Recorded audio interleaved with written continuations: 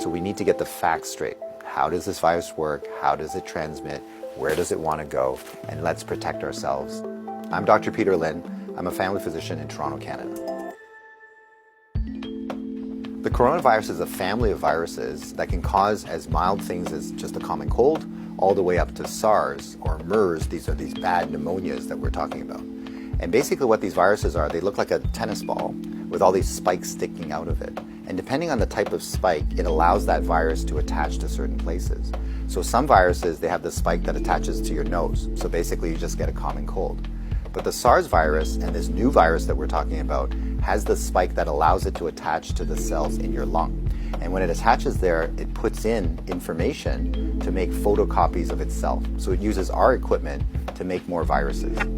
I'm declaring a public health emergency of international concern over the global outbreak of novel coronavirus. Most of the coronaviruses live in animals. In this particular case, it was from Wuhan. There was a fish market where they were selling live animals. And the thought is that the virus was in a live animal, then it crossed into a human. But then what we found was that people were getting sick in terms of healthcare workers, in terms of family members that were looking after them, which now meant that the virus can pass from human to another human. Just like all viruses, it needs to reach a target, which is your lung. And it has to get there with your help. It has no feet and no wings. So therefore it needs us to move it there. So that's why we keep saying, don't hang around sneezy people because you're going to breathe it in. And don't touch your face because that's how the virus is going to get in. The masks are helpful, but they're not necessary because they're leaky. The ones that you and I buy basically have pockets here, so therefore the virus can get in.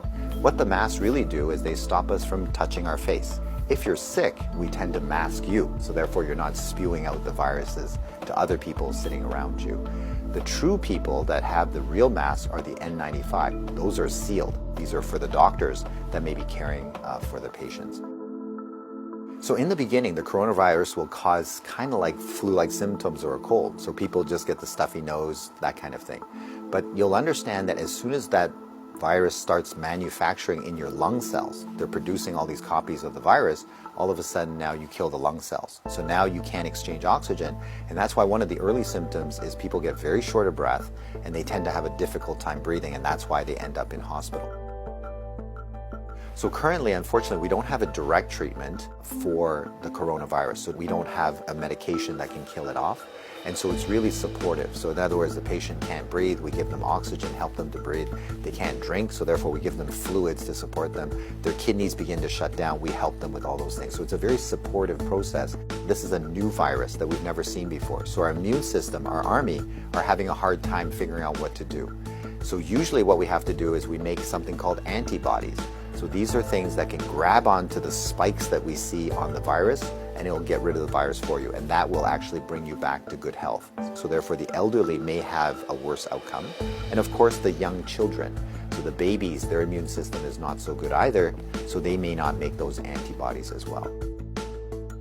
So just remember, your hands may be with virus. Virus cannot hurt you because it can't get through the skin, but the moment I do this, now I've brought the virus right to where it wants to go. So let's remember not to touch our hands to our face.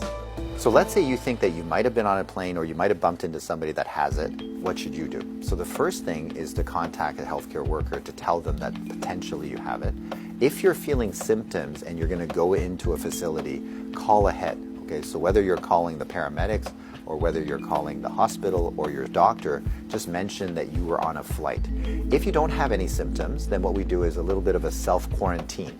In other words, we can just keep you away from other people, and so you don't go into parties, don't go with your friends, don't go into public transportation.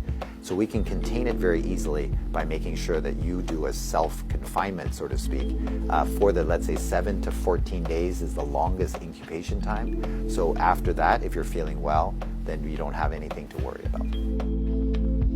If we get the facts right, then we don't have to be overly worried, but we do the right things so that we don't get the virus ourselves and that we don't pass it on to others. And if we look after each other in this way, this virus will have nowhere to go. It needs us to move it, it needs us to make copies for it, and if we don't help it, then the virus will stop. So we have the power to do that right now.